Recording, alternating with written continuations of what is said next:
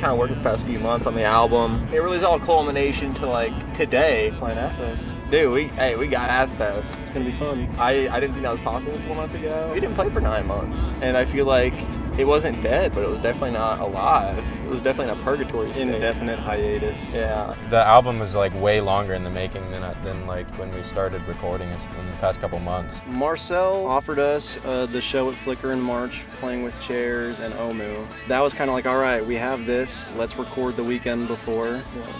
Just commit this to something. The show went great, and then we like listened back to the tapes. I don't know, something clicked in my brain where I was like, I just want to keep doing this. It was a good opportunity to get a lot better at engineering, I think. Marcel Sletton mastered the record, but I like engineered the session, if you will, the one whole day.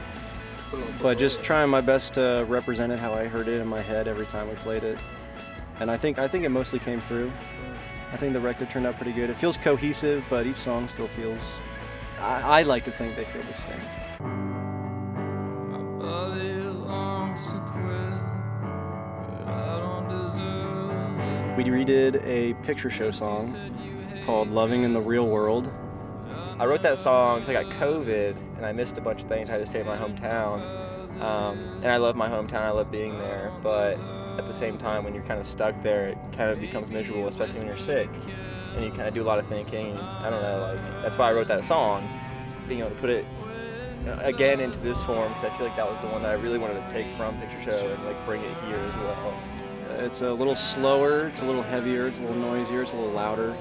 But not in like a better way or anything, just in a different way. It's its own beast. It's a lot bigger than it was, and it's good to be able to add the sauce to it. Yeah. We just kind of ramped it up from 10 to 11.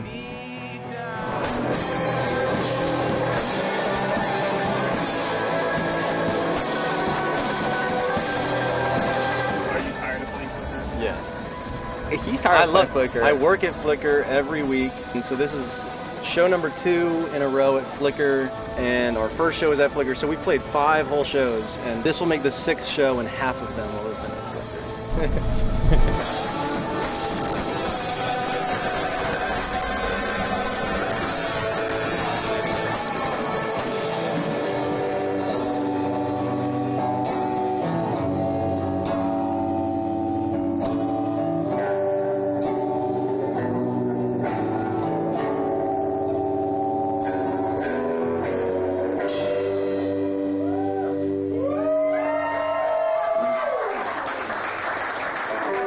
The show's over. Go home. Show's over. We're blowing this band apart as soon as we get sponsored by something.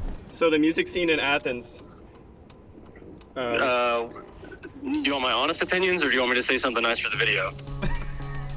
Well, there you have it. Yeah.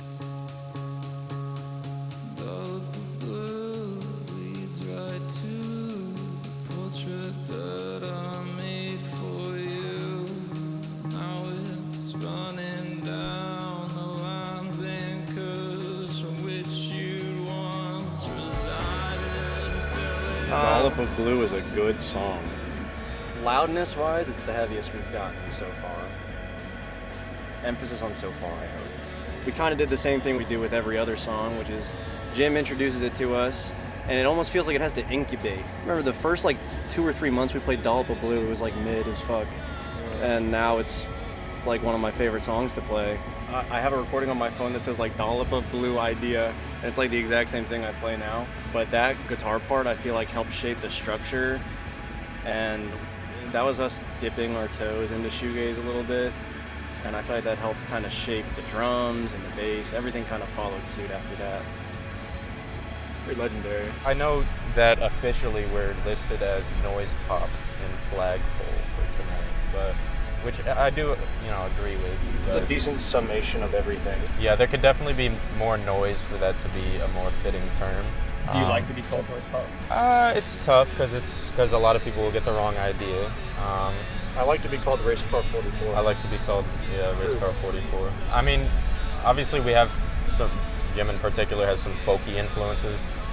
I think the post-rock shines through a bit, but I think we can all agree that we like the juxtaposition of some beautiful sounds and some harsh ones. We're taking mainly prettier, no, not an insult, but like more simplistic progressions with nice melodies that Jim writes and shaping something at least mildly more abrasive around it most of the time. Swans is one band I've been unable to stop listening to lately. Again, with the post-rock stuff. The Soundtracks for the Blind, that album, and The Great Annihilator, also by Swans. Those have been the most on repeat for me lately. I think for me, Leonard Cohen, one of my OG artists, from everything from like songs to Leonard Cohen to Death of a Ladies Man, really hits me. Like, I don't know, they just resonates with me a lot. I think he's a beautiful songwriter. And I think April Magazine, I don't know how, hasn't blown up yet. Like, they're from San Francisco. I saw them play in Athens at Hendershots. Friend Overwood has April Magazine on there sometimes, and I went to the April Magazine show, and I just fell in love with it. Marcel's Clinton, dude. Yeah, Marcel's everybody's the man. friend. It's good to have. Hopefully, anybody watching this will know that Marcel's the man. But yeah, it's great to have his support. Special thanks to a lot of our bassists that we've gone through. We played with 3 bassists. We love them, each of them. They each brought a different kind of flavor and style to it. I thought that was really cool. Should I go ahead and get out and get our wristbands? Yeah, probably. I want to get our wristbands. Jesus Christ. God damn, dude, break my fucking door, why don't you? Follow us. We're going to get some quick trip, huh? Let's go for a quick trip. I'd like to talk about Big Oil. Talk about Big Oil, yeah. Big Oil. Big Oil is not like supposed to be like this hateful tune. It's supposed to be this kind of like a longing feeling and kind of like a coming age kind of feeling, like just like wondering what we are doing here in this world at 2025. Angsty. 2024 at the time. I swear we support local businesses. Certainly not. I'd call it an angsty song. It's definitely an angsty song. I don't know. I think that's like when I think like of Racecar 44. I feel like that's the Racecar 44 song. Yeah. That's like what started. That's the everything original. else. That's like that's the OG inspo for the rest of the album. Yeah.